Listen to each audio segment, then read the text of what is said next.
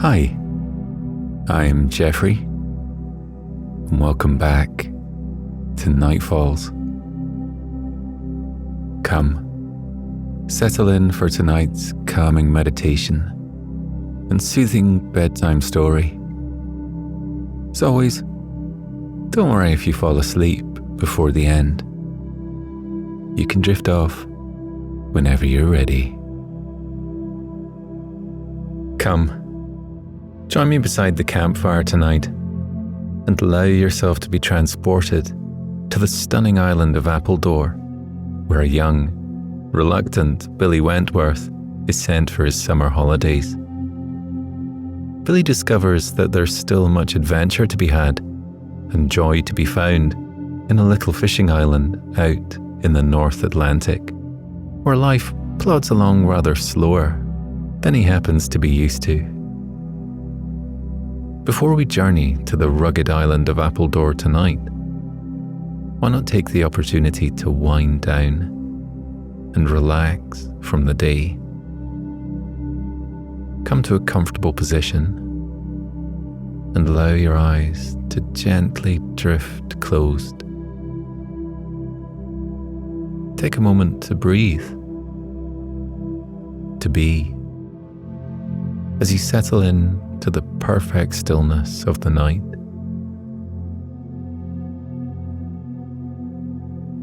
As you lie there relaxing, pay attention to the gentle tide of your breath as it drifts in through your nose and out through your mouth.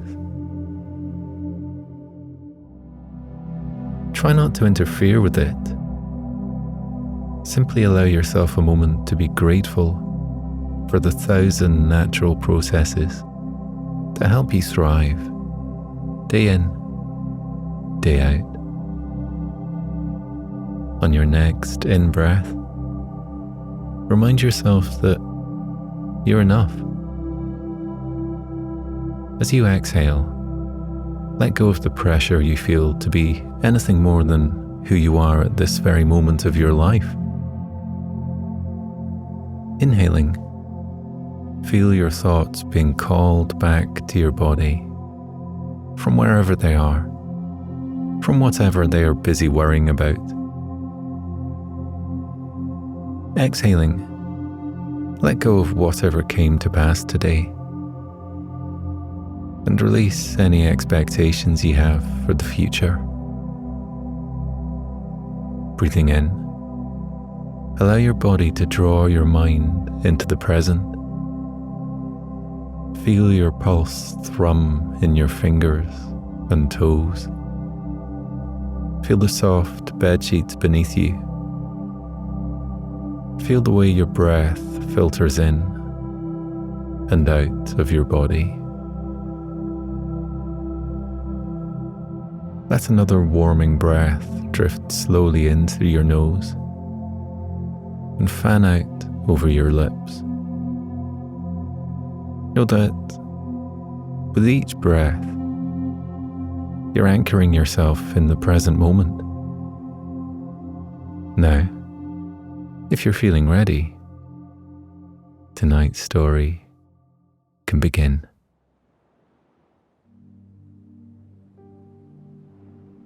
Two big willow trees guarded the entrance to Captain Salisbury's place.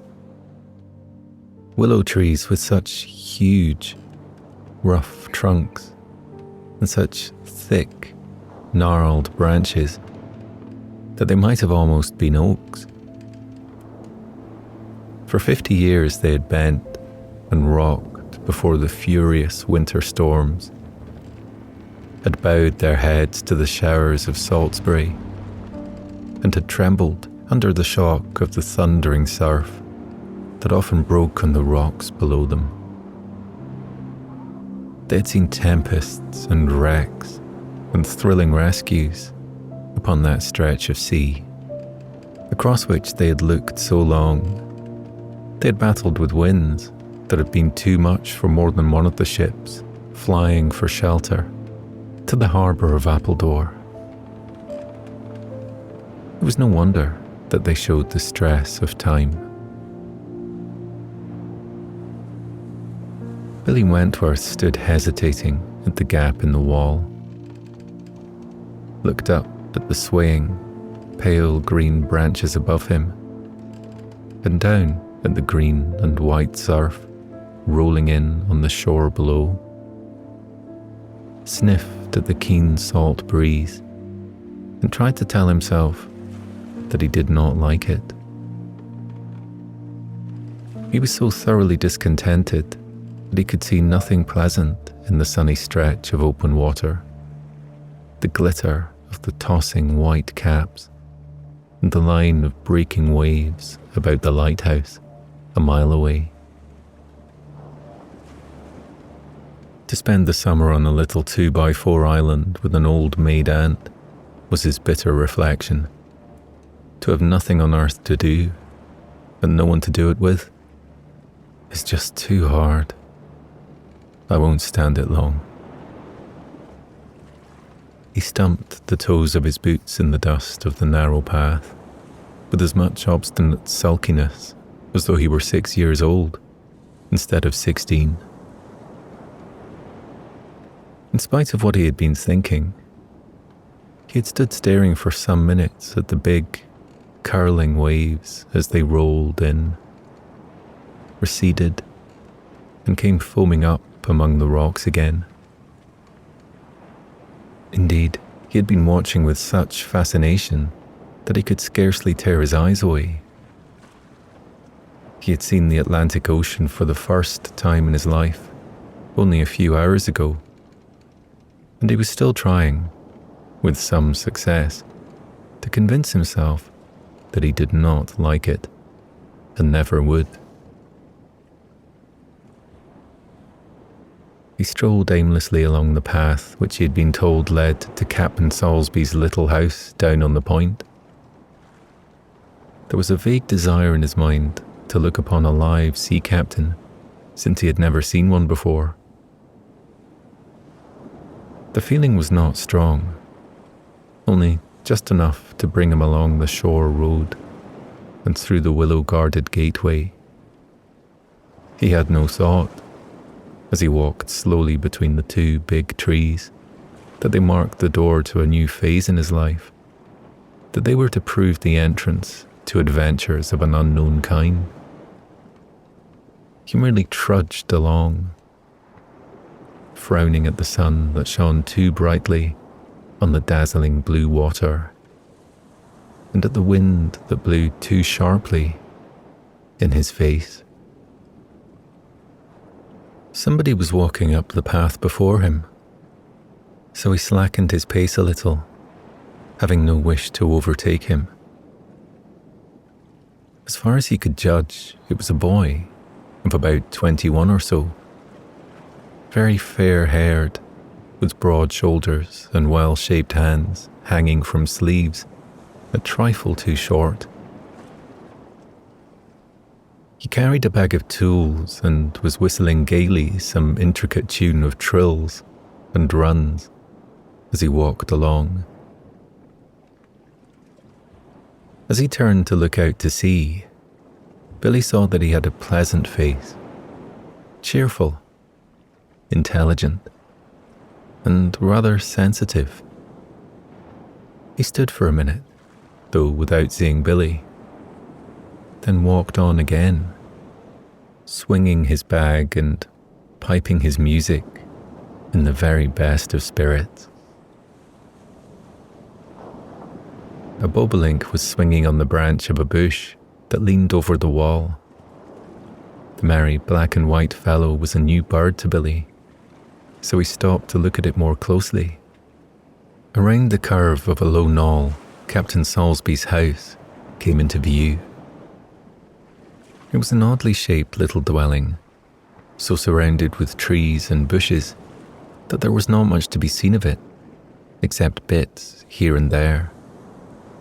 A peering chimney, patches of red-stained roof, a portion of grey wall, and the front door painted a bright, cheerful blue.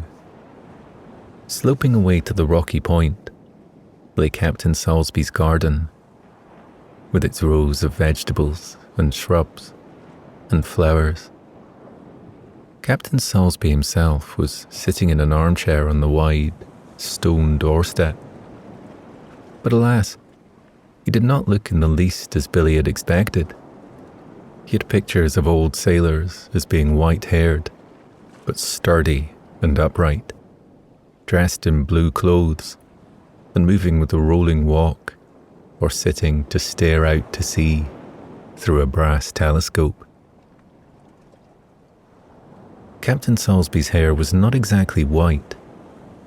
It was indeed no particular colour on earth. He wore shabby overalls, a world too big even for his vast shoulders, and he had carpet slippers instead of picturesque sea boots.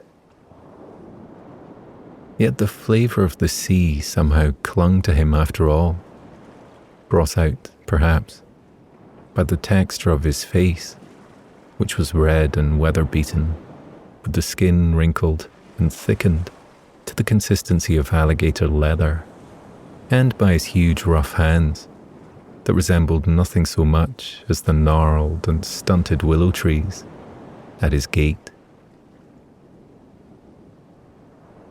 Instead of grasping a telescope, he was holding a bright blue sock, which he was mending as deftly as though well used to the task.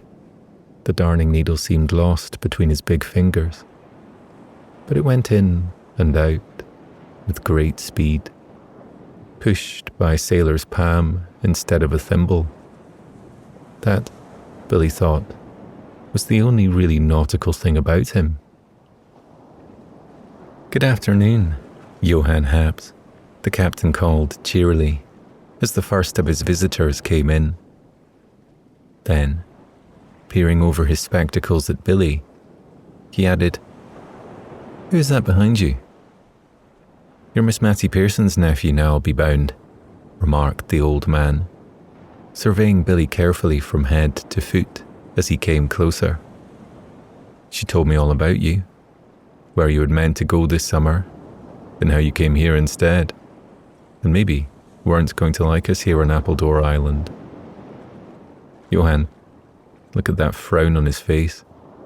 I don't think he has sized us up very fair so far, do you?" "Well, he'll learn." His plans for this summer had been to camp out in the Rockies, to climb mountains, to ride horseback, fish in the roaring, ice-cold little trout streams, and to shoot grouse when the season came around. His father and mother had promised him just such a program. They were all three to carry it out together, being the three most congenial camping comrades that ever lived.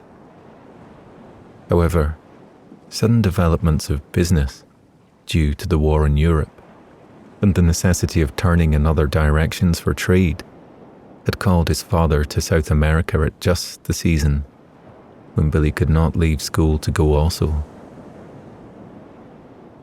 It was during the Easter vacation, when he had travelled from his school in the Middle West to New York to see his father and mother off on their long voyage.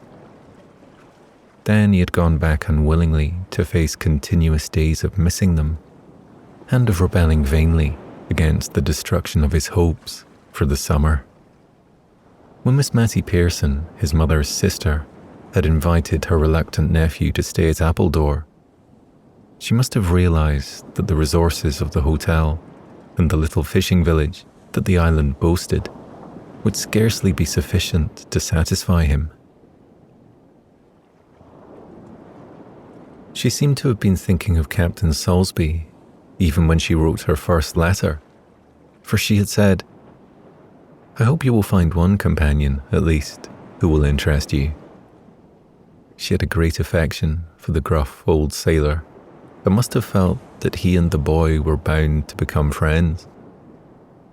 And now Billy, standing before the captain himself, shifting uneasily from foot to foot, and looking into those small, twinkling blue eyes, was beginning, much to his surprise, to feel the same thing.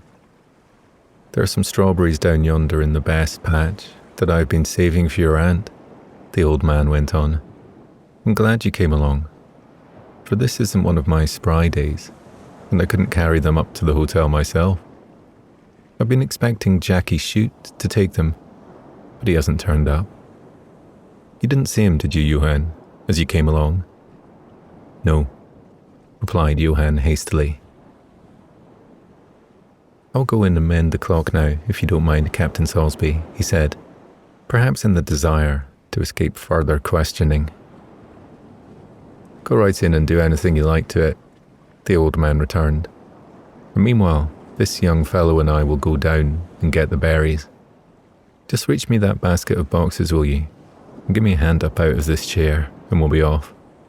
The clock is ticking away as steadily as old Father Time himself. But I suppose you will find some tinkering to do. He took up the heavy wooden stick that leaned against his chair, and that looked as rough and knobby and weather-worn as himself. With Johann's help, he rose slowly from his seat, making Billy quite gasp at the full sight of how big he was. Yet, he would have been much bigger could he have stood upright.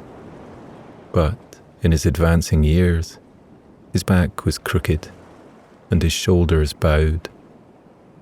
He wrinkled his forehead and breathed very hard as he stumped down the path.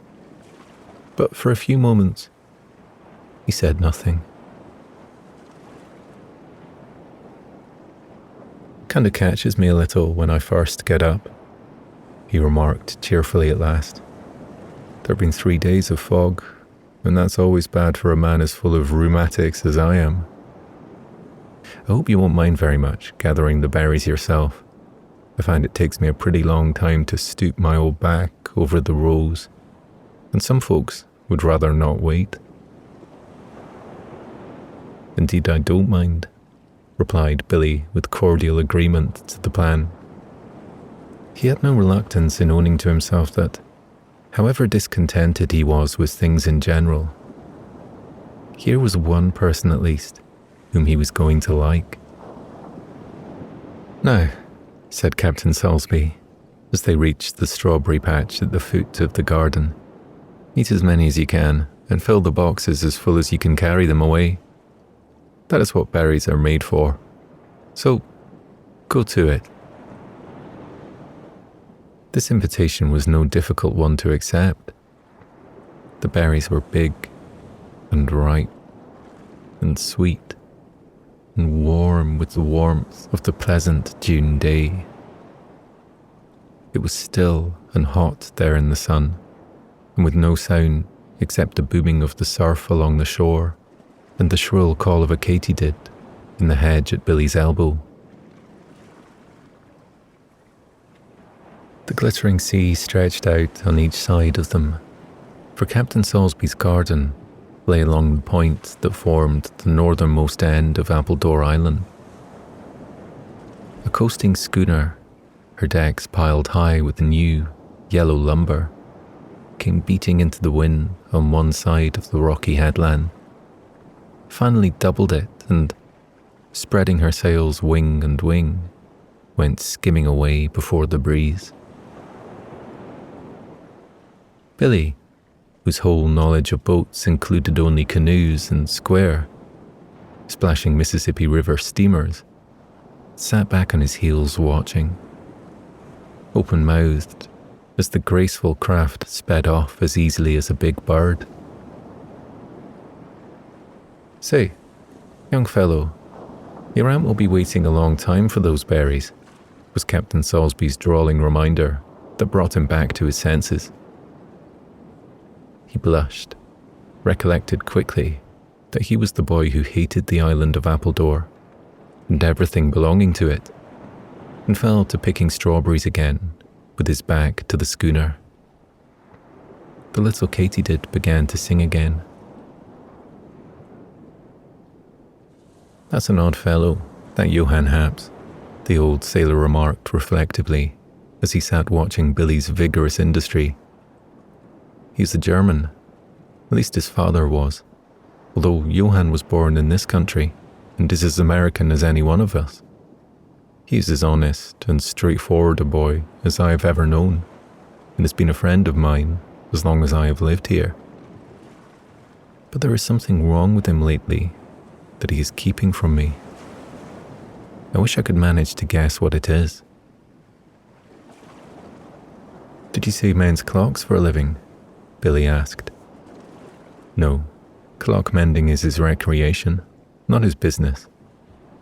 He's a mechanic and a good, faithful worker. But when he wants to be really happy, he just gets hold of a bunch of old rusty wheels and weights that hasn't run for 20 years and works at them by the hour.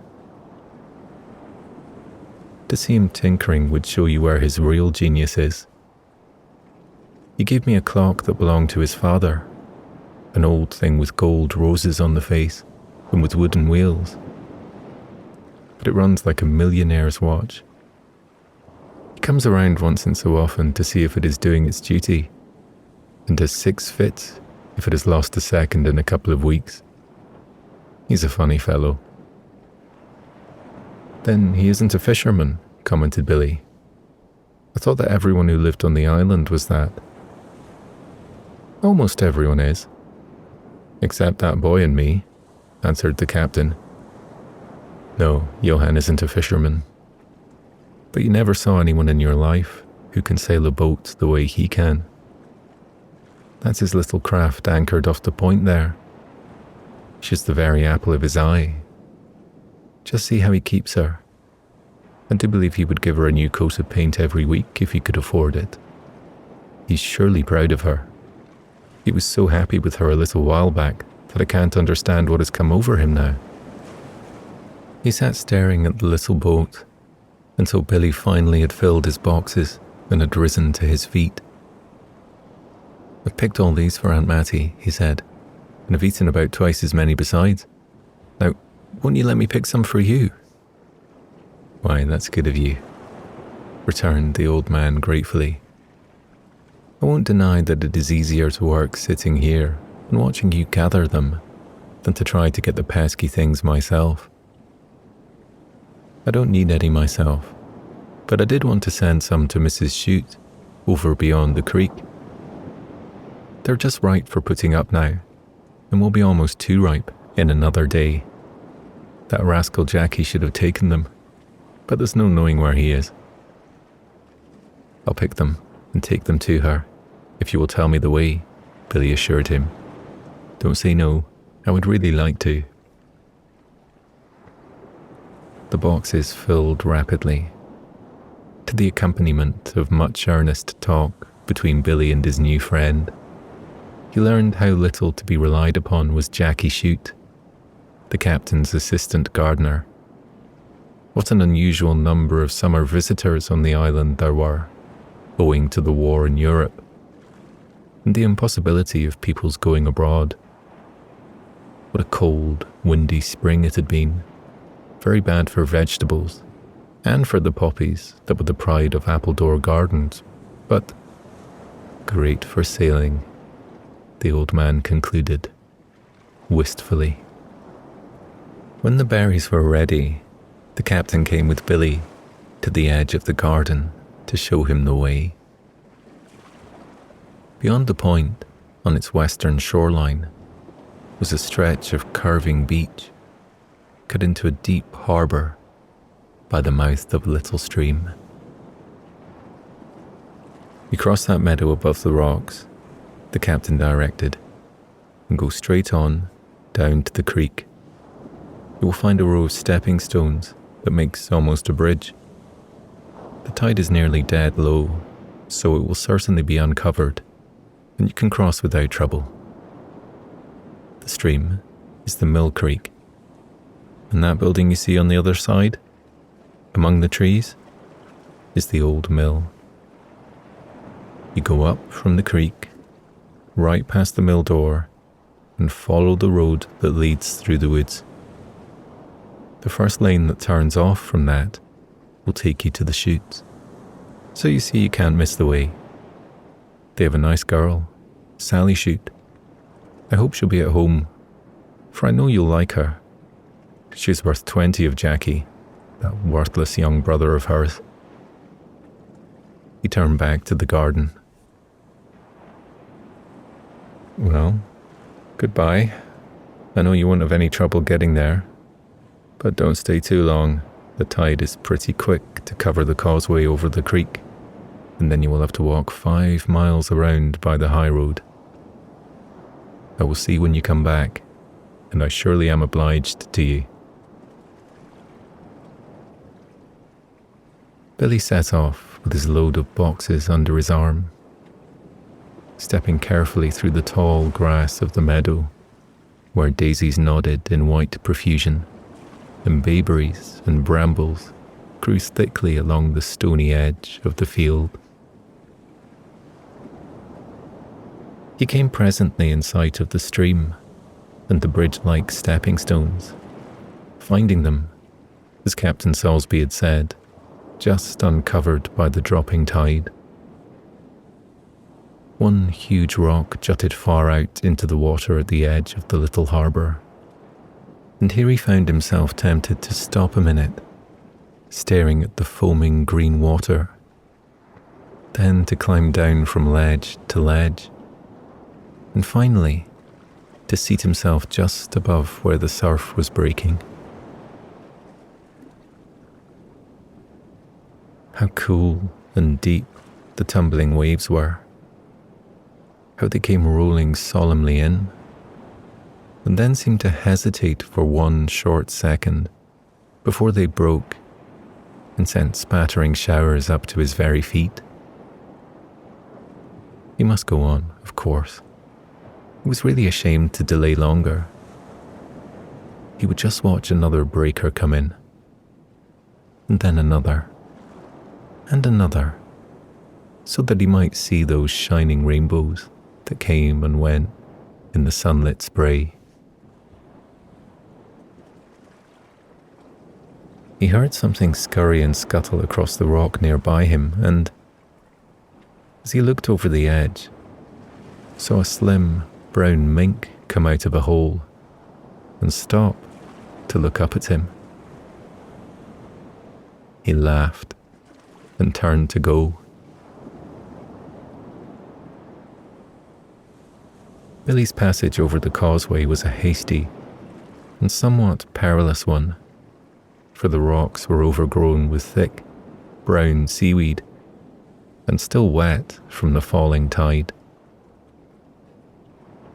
Considering what a hurry he was in and how many times he looked back over his shoulder, it was quite remarkable that he made the crossing without mishap.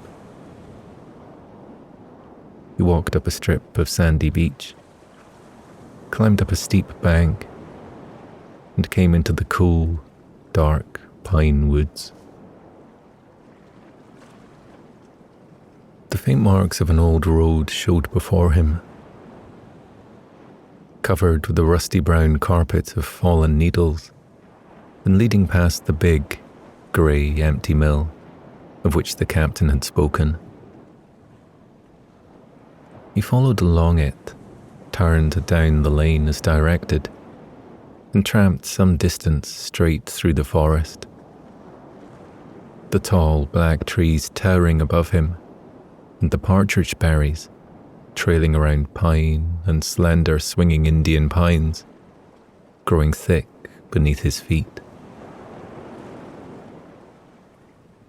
It was more than a mile, perhaps nearly 2, that he covered before he observed a clearing ahead of him, and then came suddenly to the edge of the woods and to the shore again. A very neat brown cottage stood in the open space, with a garden around it, a fence of white palings, and a green gate at the end of the lane. Beyond the house he could see grey rocks, a little pier stretching out into the water, a fishing boat at anchor, and, as a background to everything, the bright, sunlit sea. He opened the gate and came slowly through the garden. A little girl was stooping over one of the round flower beds, picking pansies into her white apron. She was a short and solid little person with thick yellow braids, very round pink cheeks, and, as she looked up at him, a most cordial, welcoming smile. "I'm Sally Sheet," she announced somewhat abruptly and without a particle of shyness. Then, as Billy hesitated, "I believe I would like to know who you are." "I'm Billy Wentworth, and I brought these strawberries from Captain Salisbury," the boy answered, a little abashed at this sudden plunge into the business of getting acquainted. The captain said he was sorry not to send them sooner. He could not seem to think of anything else to say that was of special importance, so turned to go. "Wait," Sally commanded, in the tone of one who was used to having her orders obeyed. "I must take the berries to my mother and have her empty them out, because Captain Salisbury will want his boxes back again. And I think," here she looked him over solemnly from head to foot, "I think that you look thirsty." Billy grinned and admitted that there might be some reason for that appearance. Getting acquainted with Sally was as rapid a process as had been getting acquainted with Captain Salisbury. A tall glass of cold milk and the plate of fresh gingerbread certainly put an end to any formalities between them. And the expedition down to the hen house to see the new brood of deliciously round, fat ducklings carried them far on the road toward friendship. Billy thought that the ducks looked rather like Sally herself. They were so small and yellow, and so very sure of themselves, but he did not summon the courage to say so. Next, they went down to the pier to see the biggest fish you ever saw that my father brought in last night. This, Billy felt, was more worth showing him than were mere ducklings, but he did not admit being impressed by the size of the fish, although in truth it was a monster, nearly as long as the dory that held it. He stood passing his hand over the slippery surface of its silver scales and listening to the thrilling tale of its capture, recounted by Sally with as much spirit as though she herself had been present. She broke off in the middle of her story, however, to exclaim, "Gracious, I'm keeping you here until maybe the tide will be over the causeway and you can't get back. That would never do." They hurried up to the house, gathered the berry boxes together in haste, and went toward the gate.